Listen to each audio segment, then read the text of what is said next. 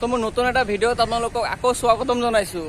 Time প্ৰায় এতিয়া 2:20 হ'ল আৰু ৰুমৰ পৰা জাষ্ট ওলাই আহিলোঁ এই ৰ'দত, কাৰণ আজি মই আপোনালোকক দেখাম দৌলগোবিন্দ মন্দিৰত গৈ। আৰু বহুতে গুৱাহাটীত আহে, গুৱাহাটী ফুৰিবলৈ, কামাখ্যা মন্দিৰ যায়, তাৰপিছত ছায়েন্স মিউজিয়াম যায়, কলাক্ষেত্ৰ যায়, কিন্তু দৌলগোবিন্দ মন্দিৰত বহুতে যাবই নোৱাৰে। কাৰণ দৌলগোবিন্দ মন্দিৰটো হ'ল আপোনাৰ নৰ্থ গুৱাহাটীত হয়, ব্ৰহ্মপুত্ৰ পাৰ হৈ যাব লাগে। এনেতো 3টা ৰাস্তা আছে যোৱা, কিন্তু মই যাম আজি ফেৰীত। ফেৰী মোৰ আছে 3টা বজাত, 2:20 মান হ'লে আৰু 40 মিনিট বাকী আছে। আৰু ফেৰী ঘাট হ'ল ফেঞ্চি বজাৰত। আৰু মই এতিয়া ফেঞ্চি বজাৰত গৈ মই দেখাম কেনেকৈ যাব লাগে, টিকটৰ প্ৰাইচ কিমান, কেইটা বজাত আপোনাৰ ফেৰী এৰে ফেঞ্চি বজাৰ ঘাটৰ পৰা, চব দেখা পাব। তো ভিডিঅ'টো আপোনালোকে শেষলৈ চাই থাকিব।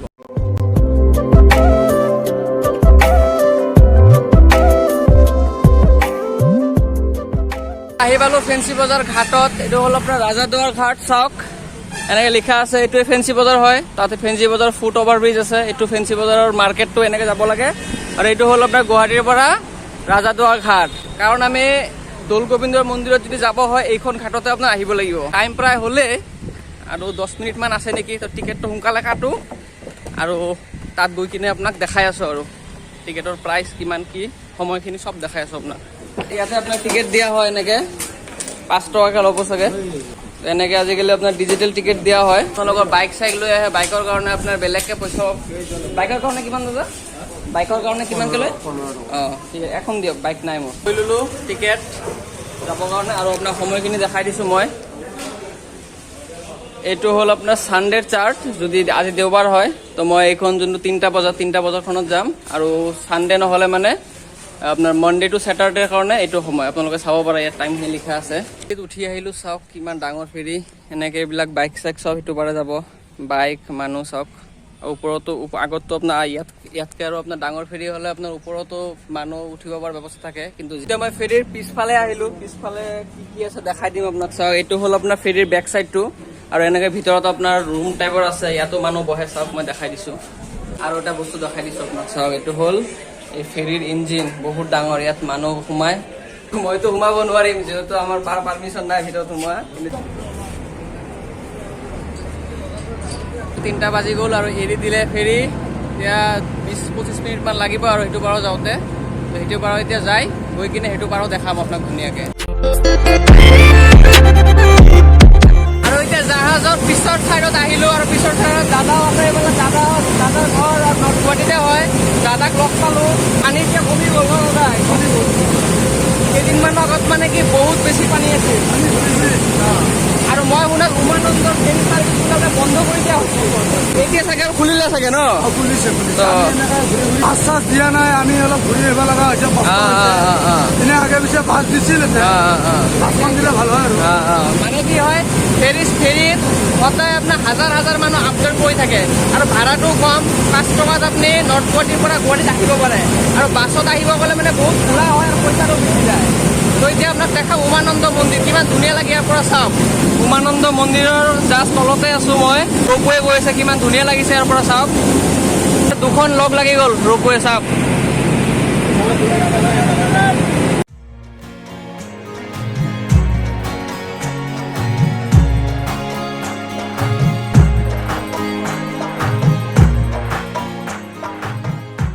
আহি পালোঁ ৰাজাদুৱাৰ ঘাট, চাওক এইটোৱে হ'ল ৰাজাদুৱাৰ ঘাট। আৰু এনেকৈ যাব লাগে বাহিৰত। ঘাটৰ পৰা অলপ উঠি আহি চাৰিআলি পাব, আৰু এই চাৰিআলিৰ পৰা চিধা গ'লে আপোনাৰ চাওক লিখা আছে দৌলগোবিন্দ মন্দিৰ, আৰু লেফ্ট চাইডে আপোনাৰ সোমাই দিলে হ'ল ৰ'পৱে টাৰ্মিনেল।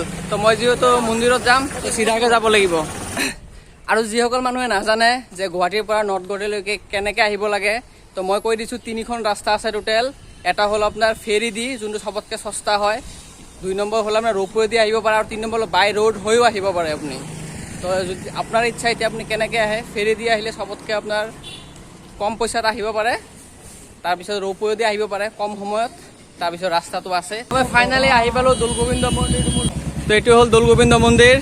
এতিয়াও ভিতৰত সোমাব লাগে, আৰু চাওক কিমান ধুনীয়া মন্দিৰ এইটো। আৰু মন্দিৰৰ ভিতৰত সোমাই আহিলোঁ। সোমাই আহিয়ে কিনে চেণ্ডেলটো ৰাখি, আৰু ইয়াতে আপোনাক ভৰি ধুব পৰা ব্যৱস্থা আছে, এনেকৈ ভৰি ধুই লওক। তাৰপিছত আপোনাক দেখাম সম্পূৰ্ণ মন্দিৰখন। ভৰি ধুই ল'লোঁ, এতিয়া সোমাম মন্দিৰৰ ভিতৰত, আৰু আপোনালোকক দেখাম মন্দিৰৰ সম্পূৰ্ণ চাৰিওফালে ঘূৰি মেলি। তো চবৰ আগত মন্দিৰৰ ভিতৰত সোমাম, তাৰপিছত আপোনাক দেখাই আছোঁ। চাই থাকক ভিডিঅ'টো শেষলৈকে। এইটো হ'ল মেইন মহাপ্ৰভু শ্ৰী শ্ৰী দৌলগোবিন্দ মন্দিৰ। ওপৰত সোমাই আহিলোঁ আৰু মেইন মন্দিৰৰ ফালে যাওঁ, গৈ পিনে সেৱা এটা জনাই তাৰপিছত বাকীখিনি আপোনাক দেখাই আছোঁ। তো ইয়াতে আপোনাৰ নাম হৈ আছে চাগে, এইটো হ'ল দৌলগোবিন্দ মন্দিৰ। সেইফালে মেইন মন্দিৰখন এতিয়া বন্ধ হৈ আছে, নাম হৈ আছে, তাত নাম চলি আছে। আৰু এইপিনে চাৰিওফালে মন্দিৰ চাওক। ইয়াতে মানুহ এতিয়া ইমান নাই, দুপৰীয়া সময় কাৰণে এতিয়া আপোনাৰ ৰ'দো বহুত ন, এতিয়া মানুহ অহা নাই। চাওক এইখনে হ'ল মেইন মন্দিৰ আৰু ইয়াত খুৰীহঁতে এতিয়া নাম কৰিব বহিছে, নাম হ'ব। তো খুৰী ইয়াত খুৰী এজন আছে, খুৰীৰ লগত মই দুটামান কথা পাতিম। এনেকুৱা নাম হ'ব এতিয়া। তো এনেকুৱা নাম আপোনাৰ সদায় হয়নে খুৰী ইয়াত? আমাৰ এই ভাদ মাহত আৰু সংক্ৰান্তিৰ দিনৰ পৰা আৰম্ভণি হয় আৰু আইসকলে ভাদ মাহটো গোটেই ভাদ মাহটো হেৰি কৰে, নাম ধৰে আৰু আচ্ছা নাম আচ্ছা। গ্ৰহণ কৰে। আমি আইসকলে আৰু 3টা বজাৰ পৰা প্ৰায় 3টাতকৈ অলপ দেৰি হৈ দিয়াচোন। হয় হয়। এইবিলাক ঘৰে ঘৰে গুৱাপন দিয়ে প্ৰত্যেকেই, আচ্ছা আচ্ছা। কিছুমানে মাহ প্ৰসাদো দিয়ে ধৰা, হয়। চাহ পানী খুৱাই মানে সদায় আৰু প্ৰায় 4:30টালৈ নাম এইবিলাক আৰম্ভ হৈয়ে থাকে। ঠিক আছে। মোটামুটি আপোনাৰ এতিয়া 3:30 হ'ল, 3:30 4টাৰ পৰা নাম ষ্টাৰ্ট হয়, 6:30লৈকে হয়। গোটেই আপোনাৰ ভাদ মাহটো মানে আপোনাৰ হৈ থাকে ন? আচ্ছা আচ্ছা আচ্ছা, ঠিকে আছে। আৰু এটা কথা মই ক'ম, দৌল পূৰ্ণিমাত ইয়াত হাজাৰ হাজাৰ মানুহ হয়। মইতো আৰু দৌল পূৰ্ণিমাটো মই আহিম আৰু এবাৰ, তেতিয়া আপোনাক পৰিৱেশটো দেখাম কিমান মানুহ হয় ইয়াত। তো মই এতিয়া নৰ্মেল দিনত আহিছোঁ, আপোনালোকে এতিয়া বেছি মানুহ দেখা নাই। আপোনালোকে যদি আহে ইয়াত দৌল পূৰ্ণিমাত আহিব ন, দৌল পূৰ্ণিমাত আহিলেতো হাজাৰ হাজাৰ মানুহ হয় ইয়াত। কাতি মাহত আছে, কাতি মাহত আছে, কাতি মাহতে গোটেই মাহটোৱে হয় হয় কাতি মাহতো তোমাৰ নাম চাম হ'ব আৰু এই আগৰে দৰে এনেকৈ হয়। আমোদ পাণহেন হয় হয় হয় হয়। ঠিক আছে ঠিক আছে। সাধাৰণতে সদায় নাম হয় আৰু আচ্ছা আচ্ছা ঠিকে আছে। এতিয়া নাম ষ্টাৰ্ট হ'লেই আৰু বেছি খুৰীহঁতো এতিয়া নাম কৰিব। এতিয়া বাহিৰত গৈ তো খুৰী আপোনালোকৰ কথা পাতি ভাল লাগিল খুব। ঠিক আছে, ধন্যবাদ খুৰী।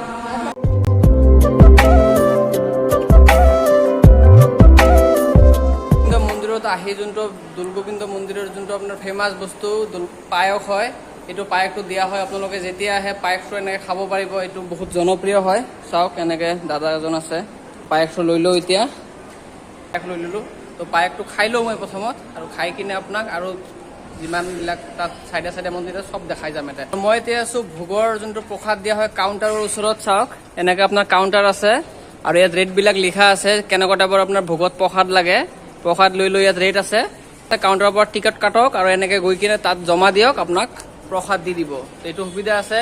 আৰু যোনটো ইয়াৰ প্ৰসাদ হয় পায়স, তাৰ কথাটো মই ক'লোৱেই আগত আপোনাক। তো এতিয়া চাকি ঘৰত যাম, যেনেকুৱা কামাখ্যা মন্দিৰত যেনেকুৱা আপোনাৰ চাকি জ্বলোৱা হয়, তো ইয়াত কামাখ্যা মন্দিৰৰ নিচিনা চাকি জ্বলোৱা হয়, ইয়াতো এনেকৈ জ্বলোৱা হয়। দাদাহঁতে এতিয়া চাকিবিলাক চাফা কৰি আছে। আৰু ইয়াত চাকি চাওক কিমান ডাঙৰ চাকি। এইটোৱে আৰু দৌলগোবিন্দ মন্দিৰ চাওক। ইমানটো পাৰিলোঁ আপোনাক দেখাব চেষ্টা কৰিলোঁ আৰু ভিতৰত। এতিয়া বাহিৰে বাহিৰে আৰু 2-এটা বস্তু দেখাম আৰু ইয়াৰ পৰা যাম। কিমান এটা ধুনীয়া পৰিৱেশৰ মাজত এই মন্দিৰখন চাওক আপোনালোকে, আহক আপোনালোকে একবাৰ। মই এই ভিডিঅ'টো সেইসকল মানুহে কাৰণে বনাইছোঁ যিসকল মানুহে দৌলগোবিন্দৰ নামটো বহুত দিনৰ পৰা শুনি আছে, কিন্তু আজিলৈকে দৌলগোবিন্দ মন্দিৰত অহা নাই। আৰু নতুন নতুন বস্তু মই দেখাব চেষ্টা কৰোঁ। মন্দিৰটো বাৰু নতুন নহয়, মন্দিৰত আহিছোঁ আৰু বেলেগত কেতিয়াবা যাম। মন্দিৰটো দৰ্শন কৰা হৈ গ'ল আৰু খুৰা খুৰীকো লগ পালোঁ, কথা পাতিলোঁ, বহুত ভাল লাগিছে। আপোনালোকে ক'ৰ পৰা আহিছে? গুৱাহাটী। আপোনাৰ কোন জেগাৰ পৰা? অঁ ঠিক আছে। তো খুৰা আৰু খুৰী আছে এইফালে, খুৰা খুৰীহঁতে হেঙেৰাবাৰীৰ পৰা আহিছে। তো খুৰী মন্দিৰ দৰ্শন কৰি কেনেকুৱা পালে? ভাল লাগিলে, মাজে মাজে আহোঁ আৰু দৰ্শন কৰিবলৈ ভালেই লাগে। আৰু খুৰীৰ লগত কথা পাতিলোঁ। খুৰী ক'লে খুৰীৰ ঘৰ ইয়াতে হয়, নৰ্থ গুৱাহাটীতে হয়। খুৰাৰ ঘৰ হ'ল আপোনাৰ গুৱাহাটী হেঙেৰাবাৰী। তো কথা পাতিলোঁ অলপ টাইম খুৰাৰ লগত, ভালেই লাগিলে। তো আপোনালোকেও আহক এই মন্দিৰত, আৰু আপোনালোকে যদি আহে বিশেষকৈ দৌল পূৰ্ণিমাত এবাৰ নিশ্চয় আহক। তো খুৰা লগ পাই খুবেই ভাল লাগিলে, ধন্যবাদ। তো দেখালোঁ আপোনালোকক দৌলগোবিন্দ মন্দিৰ। আশা কৰোঁ ভিডিঅ'টো চাই ভাল পালে। যদি ভাল পালে তেতিয়াহ'লে লাইক কৰক, শ্বেয়াৰ কৰক, আৰু মোৰ চেনেলত যদি আপোনালোকে নতুনকৈ আহিছে তেতিয়া চেনেলটো ছাবস্ক্ৰাইব কৰক, যাতে মই আৰু ভাল ভাল ভিডিঅ' আনিব পাৰোঁ। আৰু এতিয়া টাইম প্ৰায় 4:30 হৈ গ'ল। 5টা বজাত কিজানি মোৰ 5টা বজাত ফেৰি আছে, যাব লাগে সোনকালে, নহ'লে ইয়াতে থাকিব লাগিব ৰাতি। Bye bye. ৰ'ব আৰু এটা কথা, 5টা বজাত ফেৰি আছে বুলি মন্দিৰৰ পৰা সোনকালে ওলাই আহিলোঁ। এতিয়া ইয়াত শুনো যে আজি ছানডে বুলি 5টা বজাত নাই ফেৰি, আজি 5:45 আছে। তো ৰখি থাকিব লাগিব আৰু 45 মিনিট ইয়াতে, উপায় নাই।